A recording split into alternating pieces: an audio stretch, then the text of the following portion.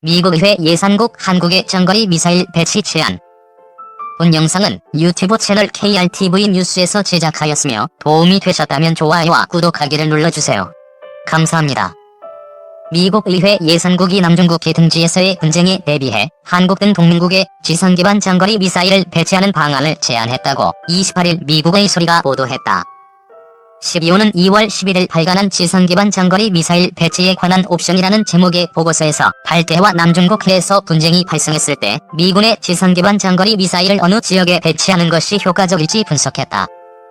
보고서는 미군이 배치를 검토해야 할 미사일로 지상 기반 장거리 공대지 미사일 제점의 개량형과 지상 기반 장거리 대함 미사일, 지상 기반 스탠더드 미사일 6 등 3가지를 제시했다. 보고서는 영내 동맹국이 JASSM어의 배치를 허용해준다면 미군은 중국 본토의 목표물을 공격할 수 있게 된다고 분석했다. 특히 한국에 JASSM어가 배치된다면 중국 북부 대부분이 사정권에 들어온다고 덧붙였다. 이어 한국, 일본 등 미국의 동아시아 지역 동맹이 갖고 있는 중국의 보복 공격에 대한 신빙성 있는 공포는 미동맹 체제의 취약점이라며 그러한 취약점은 이 지역 동맹이 북대서양조약기구와 같은 집단방위 조약이 아닌 미국과의 양자협정으로 구성됐기 때문이라고 지적했다. 다음, 본 영상은 유튜브 채널 KRTV 뉴스에서 제작하였으며 도움이 되셨다면 좋아요와 구독하기를 눌러주세요. 감사합니다. 우리 군은 F-15K용 장거리 공대지 미사일 타우러스 수백 발을 보유하고 있습니다. 사거리 500km를 관성항법, 위성항법, 지형 참조항법 등을 이용해 낮게 정확히 날아가 목표물을 때립니다. 강화 콘크리트를 6m 뚫고 들어간 뒤 터지는 첨단 관통 단두가 장착됐습니다. 전투기의 비행거리까지 더하면 타우러스의 유효 공격 범위는 배가 됩니다. 그래서 장거리 공대지 미사일은 위력적인 겁니다. 중국, 일본, 북한 모두 장거리 공대지 미사일이 없습니다. 일본은 최대 사거리 900km인 미국제 제점 도입을 추진하고 있습니다. 장거리 공대지 미사일은 사실상 동북아의 비대칭 무기입니다. 개발로 치면 장거리 공대지 미사일을 독자 개발할 정도로 배포 큰 나라는 미국 정도입니다. 프랑스, 영국, 독일도 공동 개발합니다. 중국이 장거리 공대지 미사일을 보유하지 못하는 건 독자 개발의 어려움을 상징적으로 보여주는 장면이기도 합니다. KF-X의 핵심 무장으로 KF-X의 성패를 가를 미사일입니다.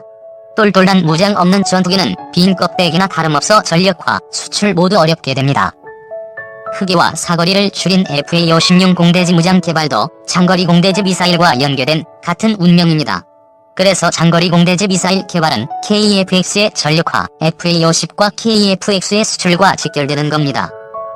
본 영상은 유튜브 채널 KRTV 뉴스에서 제작하였으며 도움이 되셨다면 좋아요와 구독하기를 눌러주세요. 감사합니다. 북한과의 정세 변화에 한반도의 평화체제가 구축된다면 장기적인 군사력 구조는 일부 변화가 필요할 것이다. 하지만 한국은 북한의 위협뿐만 아니라 주변의 군사 강국들로 둘러싸여 있고 항모, 스텔스 전투기, 장거리 미사일 등으로 주변국들은 한층 더 위협적인 군사력을 확대해 나가고 있다. 따라서 한반도의 평화체제 유지와 방어적 차원에서라도 선택적 국방력은 오히려 한층 더 강화되어야 할 것이다. 다시 말해 고려해야 될 우선순위는 적이 도발 시도를 억제할 수 있는 전략적 가치를 지닌 장거리 전력의 확대라는 것이다. 어느 전장에서나 마찬가지이지만 특히나 삼면이 바다이고 산악지형인 한반도의 지형적 환경에서는 적군을 사전에 무력화시키는 전략 목표물의 타격과 육군과 해군의 전력에 대한 공중전력의 신속 지원이 작전의 승패를 가르게 된다. 우리 공군의 전력 중에서 개전 초기 적의 전략 목표물을 타격하여 무력화시키고 전장의 우위를 확보할 수 있는 핵심 장거리 전략 자산은 타우러스 공대지 순항 미사일이다. 순항 미사일은 개전 초기 정밀 타격과 적의 중심 표적을 무력화하기 위한 전략 도구이다. 순항 미사일은 일정한 고도와 속도로 순항하여 목표에 도달하는 미사일로 제트 엔진을 사용해서 수평 비행을 하는 미사일이다. 다양한 유도 장치를 통해 목표물에 유도되고 적응 비행으로 표적을 우회하여 공격할 수 있어 항공 레이더로 포착하기 어렵다. 또한 명중률이 높아 정밀 타격이 가능하다. 타우러스 순항 미사일은 500km 이상의 사거리와 다른 공중 발사 무기들에 비해 2배 이상을 관통하여 파괴할 수 있는 정밀 유도 순항 미사일로 독일과 스웨덴의 합작회사인 토러스 시스템즈 GmbH사가 제작한다. 사거리가 길고 수미터 2기의 강화 콘크리트를 관통 파괴할 수 있는 타우러스는 삼중항법 장치를 이용하는 정밀 타격 전략 무기다. 또한 지연 신관을 장착하고 있어 사체에 걸쳐 빈 공간을 인식하여 폭발을 지연시키면서 480kg에 달하는 탄두를 정확하게 목표물에 도달시킨다. 순항미사일 타우러스는 별도의 항제밍 시스템이 필요 없는 순항미사일이다.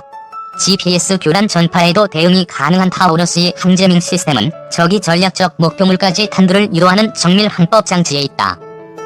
트라이, 테크로 불리는 이 3중 항법 장치는 이번 영상 기반 항법, TRN 지형 참조 항법, MIL GPS 군사용 GPS로부터 데이터를 수집하여 미사일의 INS 관성 항법 시스템을 업데이트함으로써 정밀 타격 능력을 확보한다. 본 영상은 유튜브 채널 KRTV 뉴스에서 제작하였으며 도움이 되셨다면 좋아요와 구독하기를 눌러주세요. 감사합니다. 긴급 점검.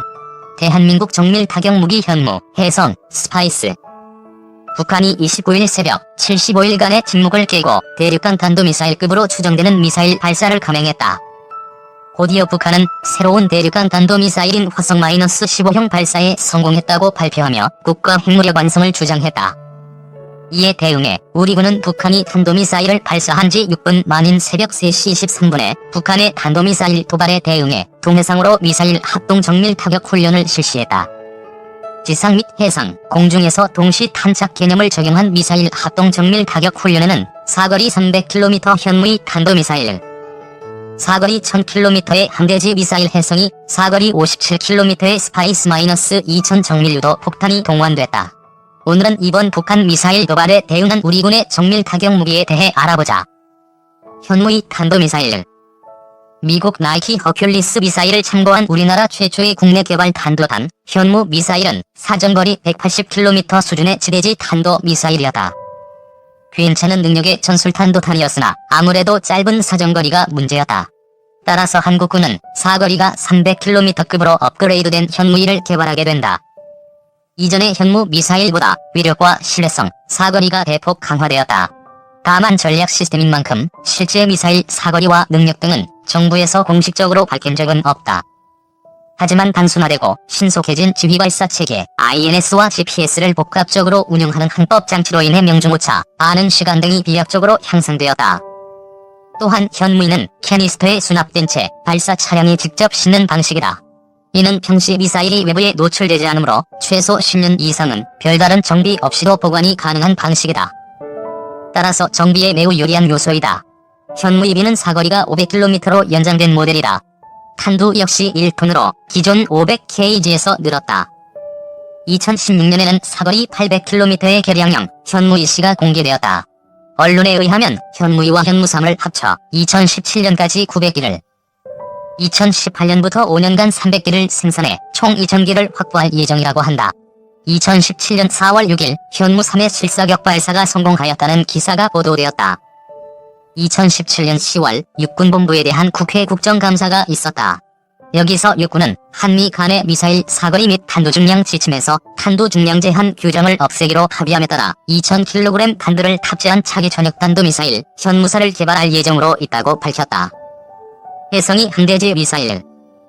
언론에서 해성이라고 불리는 미사일은 장거리 순항 미사일 현무3의 함정 탑재 버전이다.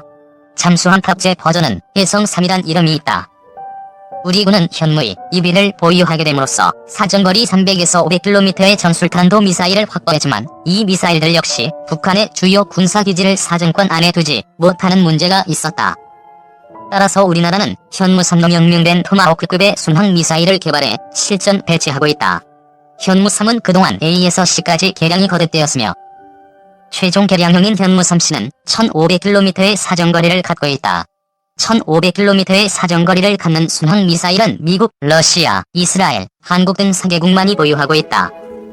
제트 엔진을 쓰는 한계로 속도는 마하 1.2로 다소 아쉽지만 정밀성이 우수하여 목표물의 1에서 2m의 오차를 갖고 있어 미국의 토마호크에 필적하는 성능을 보유하고 있는 것으로 평가된다. 현무3 순항 미사일은 북한에 대한 효과적인 방공망 제압 작전을 할 수 있을 것으로 기대된다. 실제로 걸프전 때 토마호크 미사일은 이라크군의 주요 방공망을 개전 수시간 만에 초토화시켰고 최근 오디세이 새벽 작전 당시 미국, 영국 연합군이 리비아군의 방공망을 향해 124발의 토마호크 순항 미사일을 발사해 리비아군의 방공망을 역시 완전 파괴한 바 있다. 현재 사거리 3000km, 현무3 개량형이 개발 중에 있다. 스파이스 2000 공대지 정밀유도 폭탄. 일단 바로 잡을 것이 있다. 일부 언론에서 스파이스 2000 미사일이라고 표기했는데 스파이스 2000은 미사일이 아니다. 스파이스 2000은 장거리 정밀유도 폭탄이다. 쉽게 말해 JDAM의 개량형이라고 보면 된다. 한국은 북한의 전사정보와 갱도진지를 타격하기 위해 KGGB를 개발하였다. KGGB는 형태상 GPS, INS 유도 방식인 JDAM의 활공키트를 추가해서 사거리를 늘린 JDAM과 거의 같은 비교적 저렴한 무기이다. 그러나 KGGB 같은 JDAM류 무기는 사거리가 길든 짧든 간에 북한의 GPS 제밍에 매우 취약한 것이 현실이다. 따라서 기존의 GPS, INS 유도 방식에 추가 유도 장치가 추가된 스마트 폭탄이 등장한다. 이스라엘에서 개발한 스파이스 2000은 바로 이런 조건을 충족시키는 무기이다. 스파이스 2000은 GPS, INS 방식에다 전자광학 열 영상 센서를 장착하고 내부 메모리에 미리 저장된 목표물 영상을 대조하는 씬 매칭이라는 독특한 알고리즘 기법을 이용해 목표를 최종 타격하는 정밀 무기이다. 전투기 출격 전 카트리지 메모리 형식으로 스파이스에 끼워 넣는 이 표적 영상 정보들은 사전에 정찰기, 인공위성, UAV 등으로부터 미리 얻을 수 있다. 여기서 2000은 2000파운드 폭탄을 의미한다. 이 스파이스-2000 정밀유도 폭탄은 북한군의 그 어떤 지밍에도 대응할 수 있으며 사거리가 약 100km에 오차 정밀 또는 1m 이내이다. 폭탄으로서는 상상도 하기 힘든 능력을 보유하고 있다. 사실 이 정도 사거리면 웬만한 미사일 못지않은 거리이다. 아마도 이 때문에 일부 언론에서 미사일이라고 착각했는지도 모른다. 이해한다. 이상으로 이번 북한의 미사일 도발에 대응한 우리 군의 정밀 타격 무기에 대해 알아보았다. 한 가지 특이할 점은 우리의 대응이 육해공에서 입체적으로 이루어졌다는 것이다.